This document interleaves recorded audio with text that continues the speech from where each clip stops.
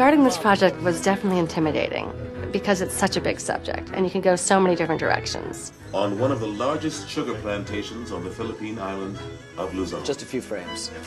Okay. Those of us who've worked on these films sort of feel like, yikes, at the beginning. What have we done? But you sort of like getting up in the morning and putting on your pants one leg at a time. You just start. Everything has been read.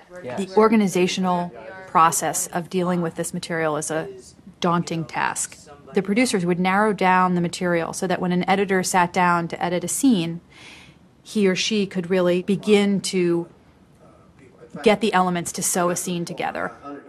It's the night before the Japanese came, or 2 nights before the Japanese came into Manila, and they've been there for several days. We can still do this. So we go back to the nighttime shot of Manila Bay. This is a huge distillation process. That's what it's about. Our job, in the end, is to actually figure out a way to make this.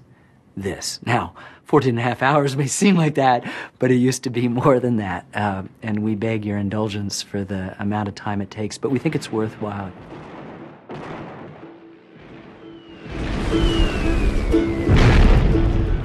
At dawn, on August 7th, 1942, American land forces went on the offensive for the first time in the Second World War. So she just comes to the second. Why not start it from the get-go? Yeah. Right? Okay. I don't think we really understood how horrible the war was for people who fought in it.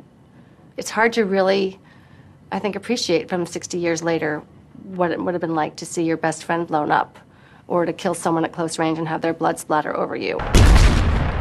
We understood that we might be expendable. It had become sort of the established thing, and we knew our country was not yet heavily armed. And yes, we did feel that we might be expendable. We really did. It's kind of unimaginable, and yet we felt we wanted to try to imagine the unimaginable.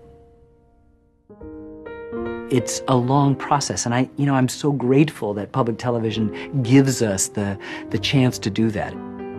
It's not a product, it's not a commodity that has a beginning, middle, and end. This is something that we love, and we want to work and caress and cajole and rework and re-edit and rewrite and do all those things until we think for our own, subjective view that we've got it right and it's time to share it with everybody else. 1, 2, 1, 2, 1, 2, beat.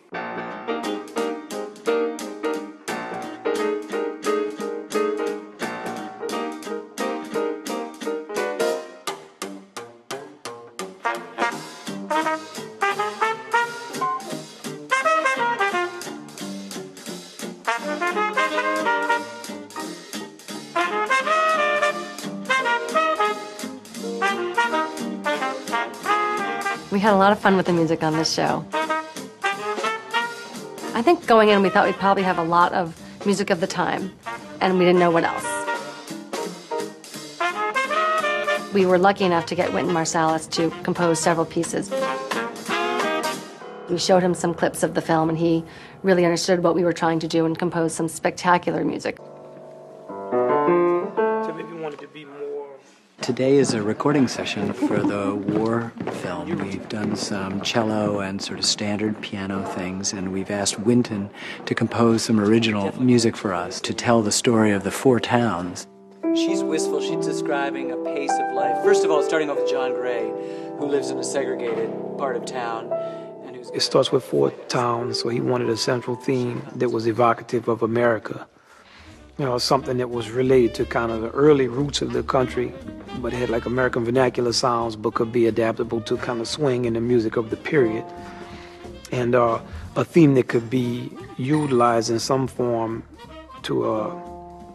in 4 different ways to highlight the aspects of the 4 different cities, the people who live there and their way of life.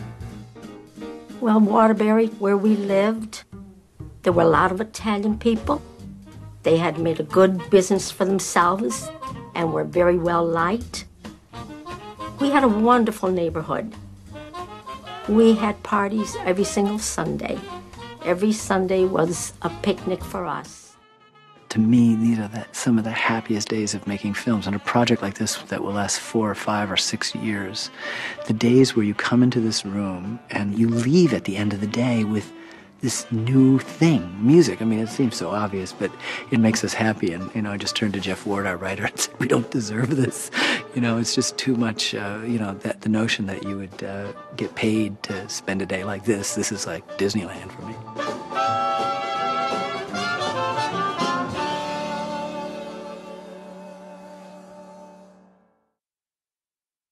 Stay tuned when PBS Previews continues. There has never been a time when this country was as totally united as we were back during those critical 4 years.